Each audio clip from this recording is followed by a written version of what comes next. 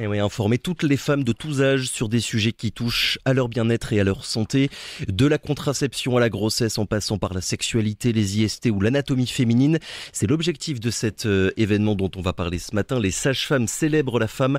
Ce sera samedi et c'est organisé à Cayenne et Saint-Laurent par le CHU de Guyane et l'Ordre des sages-femmes. Car rappelons le contexte actuel, la fécondité reste élevée sur le territoire avec plus de 3 enfants par femme. Un premier rapport sexuel qui arrive en moyenne à l'âge de 15 ans et qui serait non souhaité dans 30% des cas, et un fort taux de grossesse précoce avec également un recours élevé à l'IVG, l'interruption volontaire de grossesse. L'accès à l'information, à la pédagogie et à l'écoute est primordial sur tous ces sujets. Pour en parler, Rebecca Allen est notre invitée ce matin. Bonjour. Bonjour. Et bienvenue sur Radio Pays. Merci beaucoup d'avoir accepté notre invitation. Vous êtes donc sage-femme à l'hôpital de Cayenne. Je donne d'abord les informations pour les événements qui vont être organisés à Cayenne. Ce sera samedi de 9h à 18h au stade scolaire et à Saint-Laurent, même jour, mais à 2 endroits différents, le matin sur la place du marché et l'après-midi à l'espace Baudin. Il y aura donc 15 stands thématiques. Déjà en quelques mots, Rebecca Allen, la raison d'être, on va dire, de cet événement, c'est quoi? Ça s'adresse à qui et c'est pour dire quoi? Alors, premièrement, cet événement est destiné à tout le monde. C'est vraiment pour un public large. On a dit la sage-femme célèbre la femme puisque c'est notre sujet principal. Oui. Mais ça s'adresse vraiment à toute la population. L'objectif principal, c'était que les sages-femmes viennent à la rencontre d'un grand public pour pouvoir informer, discuter et vraiment être au contact avec la population. Voilà. Donc en fait, continuer ce que vous faites habituellement dans une maternité par exemple, mais là le faire dans des lieux publics pour essayer de toucher le plus de monde possible. Exactement, c'est vraiment venir à la rencontre de la population, surtout pour cette thématique, je dirais, qui touche vraiment un large public. En fait. Qu'est-ce que vous pensez de l'état actuel de la connaissance, on va dire, sur toutes les questions qui touchent à la santé des femmes de manière générale? Rebecca Allen, aujourd'hui avec Internet, on est quand même capable d'avoir une réponse à beaucoup de questions qu'on se pose, et surtout sur des sujets qui sont intimes et voilà, qui peuvent parfois nous mettre un petit peu en difficulté. Est-ce que malgré ça, vous continuez d'avoir et de recevoir beaucoup de patientes, de femmes, de couples aussi, qui n'ont pas toutes les informations sur des sujets qui sont essentiels? Absolument, absolument. L'ère d'Internet nous permet d'avoir beaucoup d'informations, mais je dirais beaucoup trop, presque. Oui. Là, ce serait vraiment donner de vraies informations scientifiques, médicales, pour pouvoir sensibiliser un public large. Tout le monde a beaucoup d'infos, tout le monde peut avoir énormément d'informations, mais c'est vrai, est-ce que ces valeurs sont vraies, je dirais, véridiques?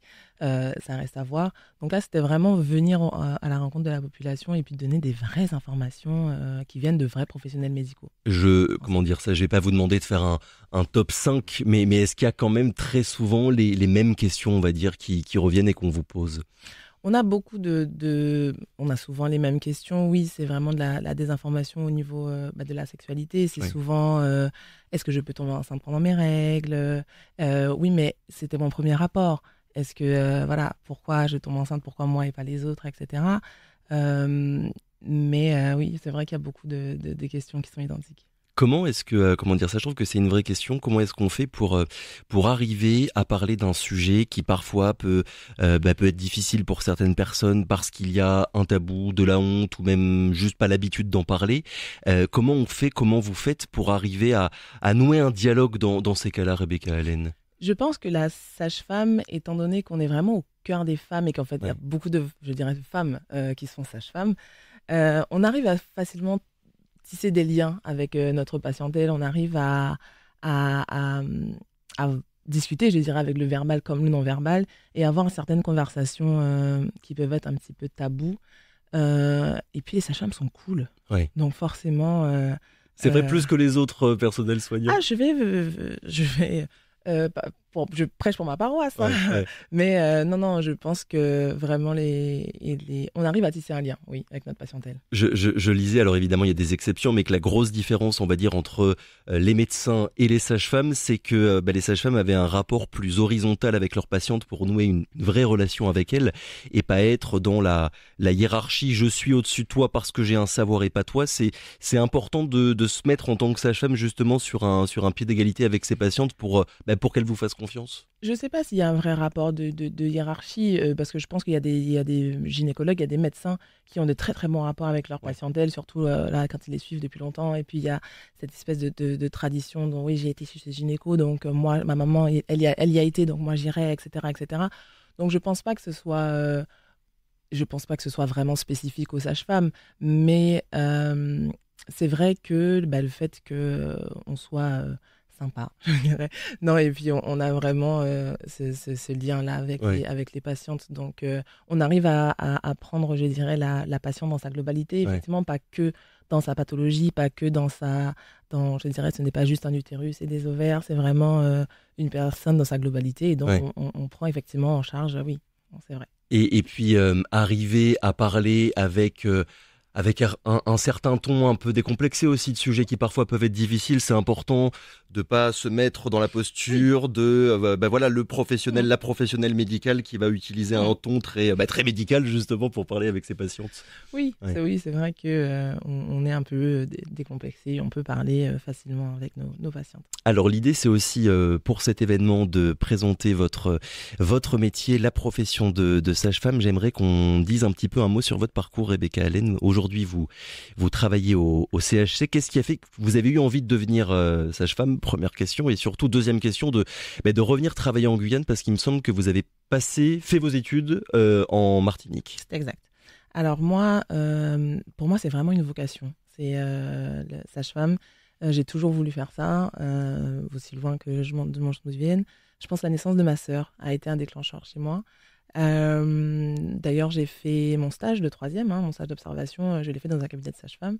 Ah oui, ça remonte à longtemps. Ah oui, vraiment. C'est vraiment une vocation. Chez une sage-femme guyanaise qui était là depuis un bout de temps. Et c'était vraiment un stage incroyable. Donc, moi, je me suis dit, c'est vraiment ça. Mon prof à l'époque était flippé. C'était vraiment très, très drôle.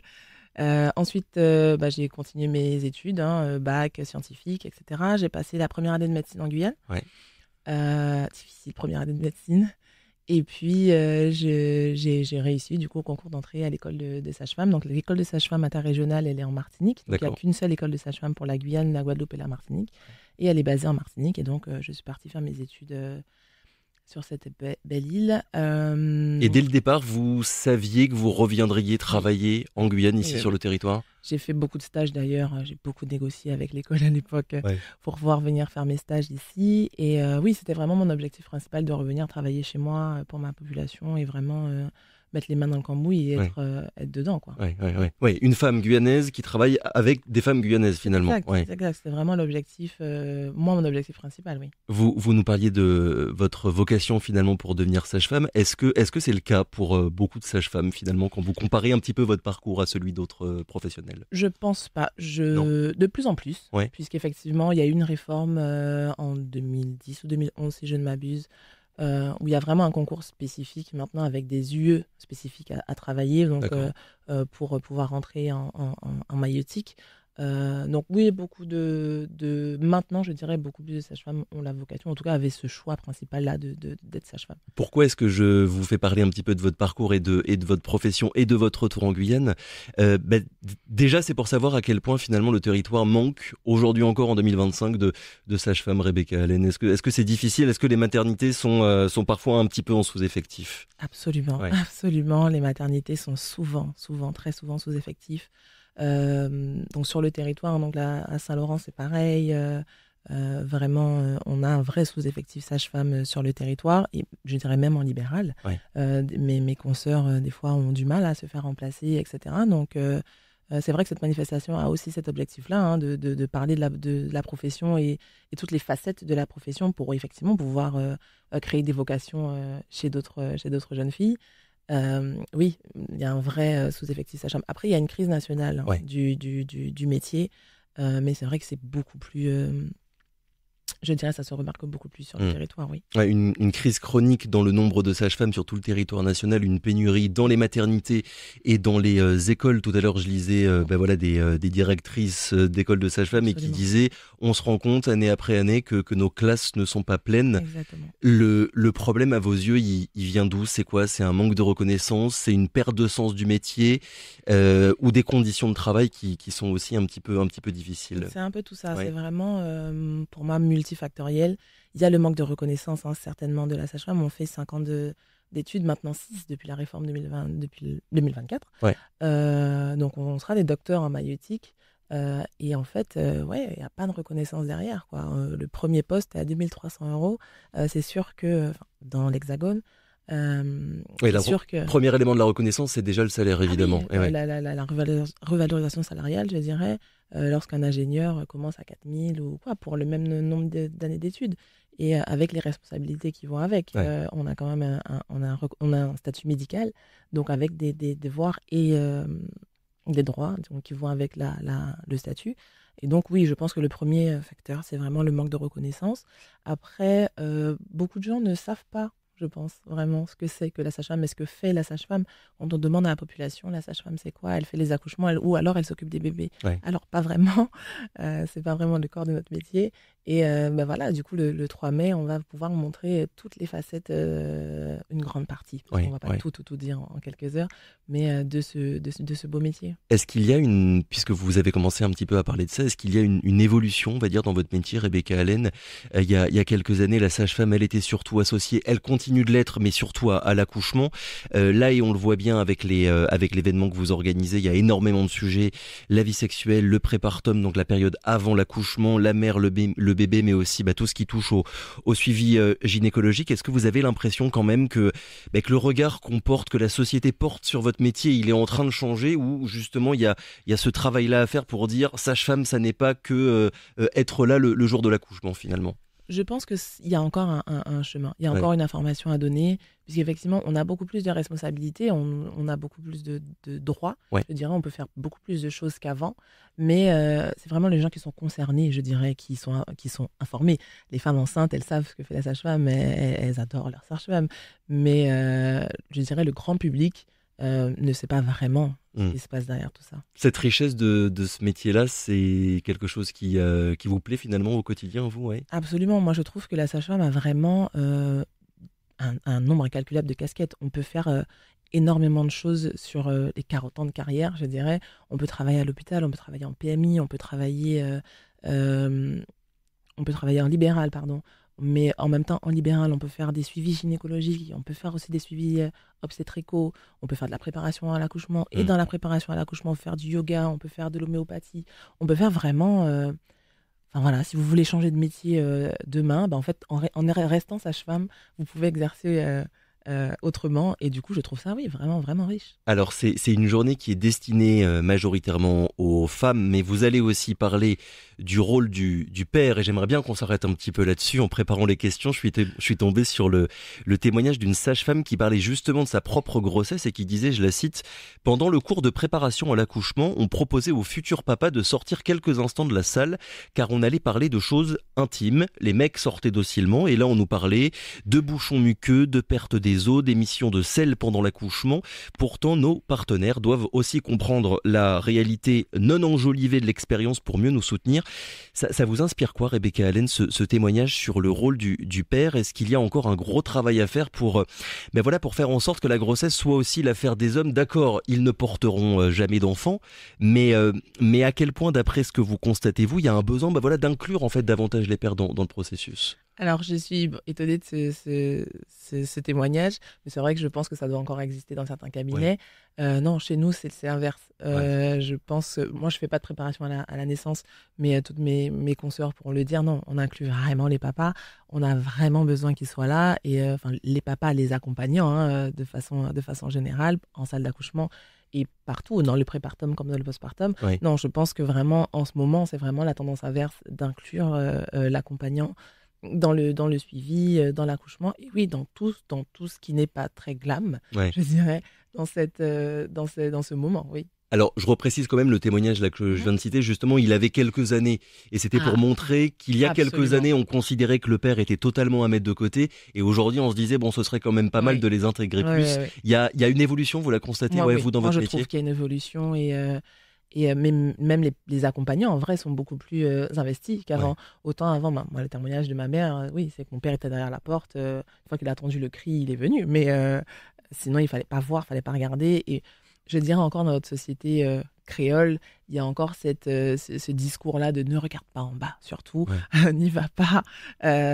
Bon, voilà, parce qu'on pense à la suite, hein, au retour à la sexualité de la femme, de ne plus considérer sa partenaire comme pas sa femme, sa conjointe et pas comme la mère de ses enfants. Enfin, voilà, il y a tout un discours dessus. Mais c'est vrai que je trouve que ça change quand même. Hum, hum. Les accompagnants sont beaucoup plus investis dans même la partie non glam Ouais. de ce moment. Ouais. Mais c'est vrai que, comment dire, c'est le cas pour l'accouchement, mais c'est le cas aussi pour tous les autres sujets que vous allez aborder, de la santé sexuelle à la contraception, la grossesse et tout le reste. Finalement, parfois, souvent de l'extérieur, on a l'impression que ce sont des femmes qui prennent la parole sur des sujets qui concernent les femmes, alors qu'en fait, les hommes, ils ont aussi un rôle à jouer dans tout ça. Bien sûr, Ouais, là, effectivement, je dirais, on prend un peu notre pouvoir sur ouais, notre sexualité et sur notre corps, mais on inclut tout le monde, bien sûr. Enfin, je dirais, une femme, c'est aussi, enfin, fait partie d'un couple, fait ouais, partie d'une bien sûr. famille, et donc, du coup, oui, la sage-femme peut d'ailleurs prescrire des médicaments et des bilans, enfin, en tout cas des examens